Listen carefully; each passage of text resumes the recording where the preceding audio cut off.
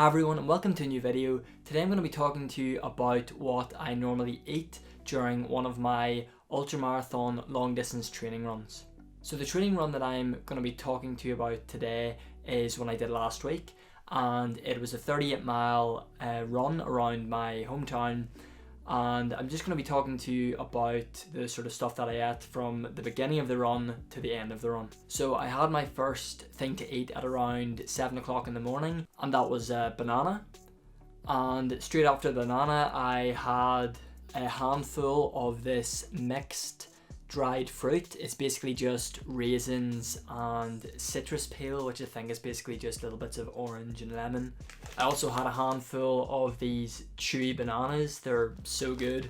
And I also had a handful of tropical island mixed fruit, and it's basically just banana, I think it's got like mango in there as well, some raisins, some coconut, and some other bits of some nuts as well, some other things like that.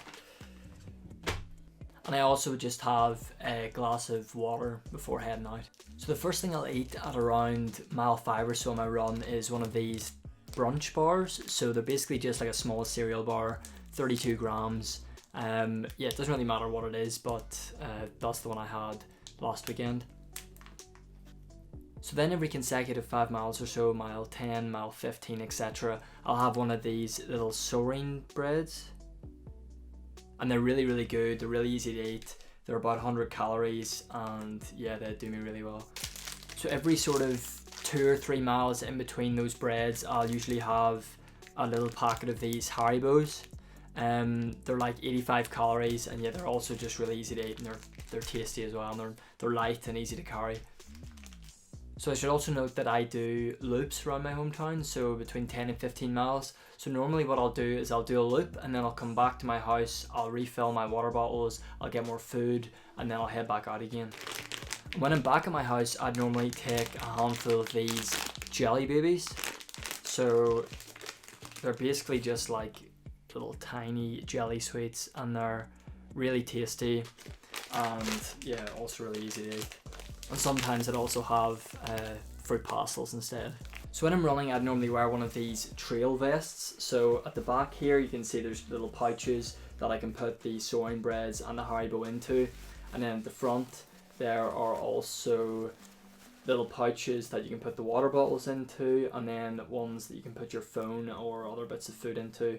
And as well at the bottom here, some more little pouches and holders. So there's plenty of room in this here to put all of your food and all of your water, and there's also a space for a water bladder at the back if you also want to hold that, and there's also a zip down little pouch at the back as well. Actually, it's quite big. You can put loads of stuff in here. You can put your your keys, or if you've got a coat or anything, you can put it in there as well.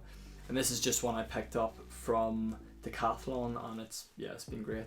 So when I'm running, I'll carry 2 of these 500 milliliter soft flasks, and I'll fill one up with apple juice, and I'll fill the other one up with water. So what I'll do is I'll fill it up with apple juice, and I'll put in one of these little Rehydration Electrolyte sports drink tablets, and yeah, that usually, that's just to prevent cramping and just give you some extra energy. So yeah, I'll usually go through like 1.5 liters of apple juice in one of my runs, because what I'll normally do is after each loop I'll refill my water bottles up, and that usually equates to 1.5 liters of apple juice. So each liter of apple juice has about 450 calories, so it's like 700-ish calories.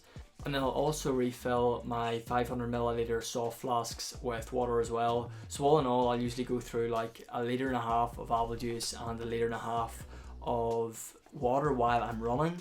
And then each time I stop back at my house, I will take one of these little rehydration sachets, and these are basically like sachets you can buy at the supermarket that you would normally give to kids or someone who has had diarrhea or some sort of severe dehydration. And I'll take one of these every sort of 10 to 14 miles with maybe 300-400 mils of water.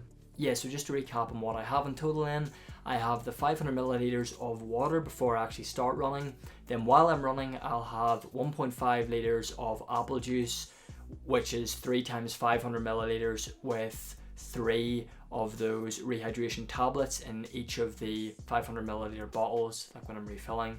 I will have 1.5 liters of water while I'm running, and then each time I do one of those loops, I will have another 500 milliliters of water. Just when I get back to my house, I'll put one of these rehydration sachets in each of them, so that equates to another 1.5 liters of water and 3 of these. Yeah, and then for what I eat, I have the banana, I have the mixed fruit, I have the tropical island mix and the Chewy Bananas, a handful of each of those. I have the soaring bread, so that probably ends up being about 5 or 6 of those. I have the Haribos, that ends up being 6 or 7 of those. I have about 2 handfuls of jelly babies, and that's about it.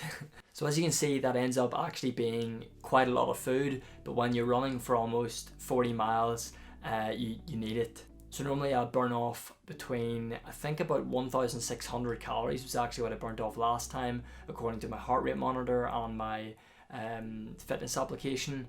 Basically my heart rate was so low that I didn't actually burn off that much. But if I was moving faster, sometimes it can be up to about 4,000 calories. So on a long run, you really do need those additional calories to keep you fueled.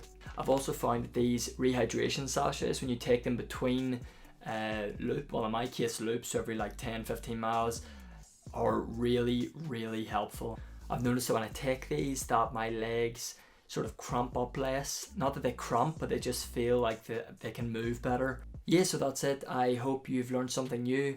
I hope that this can help you with your ultramarathon preparations, and I'll see you next time.